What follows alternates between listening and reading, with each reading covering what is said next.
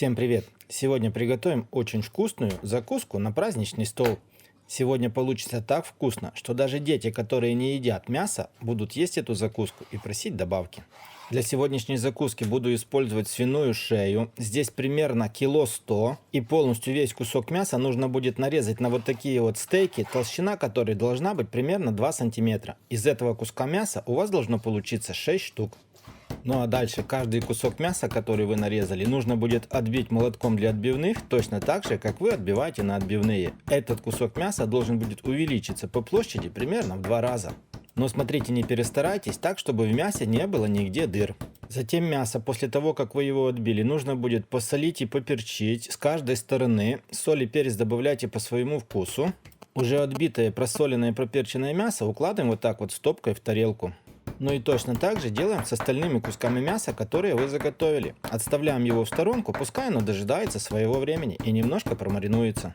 Ну а тем временем мы сделаем невероятно вкусную начинку. Берем 300 грамм шампиньонов и стараемся все шампиньоны нарезать на довольно-таки крупные куски. И после того, как вы нарежете все грибы, их нужно будет обжарить любым удобным для вас способом. Еще нам понадобится одна луковица, ее мы нарезаем на кубики средних размеров. И в дальнейшем ее тоже нужно будет обжарить, но отдельно от грибов. Полностью все обжаренные грибы отправляем в отдельную глубокую тарелку. И сюда же в тарелку грибам отправляем обжаренный лук. Почему мы его обжаривали отдельно? Потому что если его обжаривать вместе с грибами, то лук будет не жареный, он просто сварится, потому как грибы будут выделять много влаги. Дальше мы берем одну половинку куриного филе, примерно 200-250 грамм. Нарезаем его на небольшие куски, для того, чтобы блендеру было легче справиться. И это все мясо нужно будет превратить в фарш. Если у вас нету блендера, просто пропустите его через мясорубку.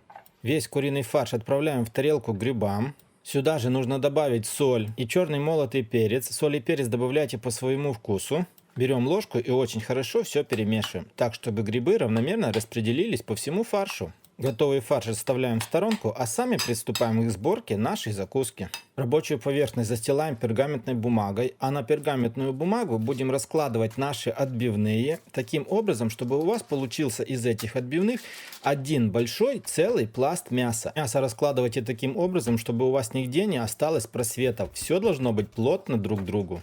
Ну а дальше берем фарш и от ближнего к вам краю раскладываем полностью весь фарш, который вы приготовили. Толщина в этом случае должна быть примерно 1,5-2 сантиметра.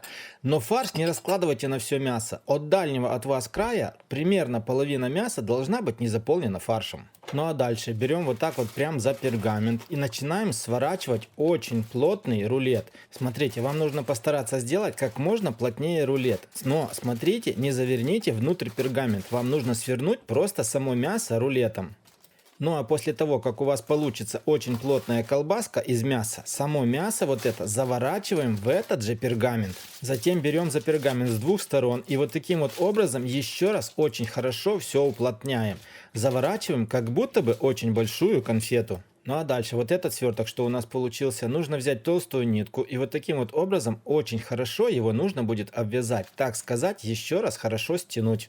Такое обвязывание очень хорошо сохранит ваше мясо при выпечке, оно вам просто не поразлазится. Так что делайте как можно чаще стежки и очень хорошо сжимайте. Затем мы берем еще один лист пергаментной бумаги, такой же как и первый, и еще раз мясо сворачиваем. И точно так же его нужно будет еще раз обвязать. Это сделал я из-за того, что первый лист пергамента у меня немножко размок и немножко лопнул, а у нас пергамент должен быть цельным. Если же у вас первый лист бумаги будет свернут и ничего нигде не лопнет, значит второй лист бумаги вам заворачивать не нужно. И еще ни в коем случае не заворачивайте мясо в рукав для выпечки. В рукаве оно просто будет как будто бы вареное, а нам нужно, чтобы оно хорошо пропеклось. Наш сверток из мяса перекладываем на противень и отправляем все в разогретую духовку до 200 градусов ровно на 1 час. Но смотрите за своей духовкой. Время выпечки может быть либо больше, либо меньше. Все зависит от вашей духовки. Мясо в духовке у меня простояло 1 час 10 минут. Вот таким вот оно у меня получилось.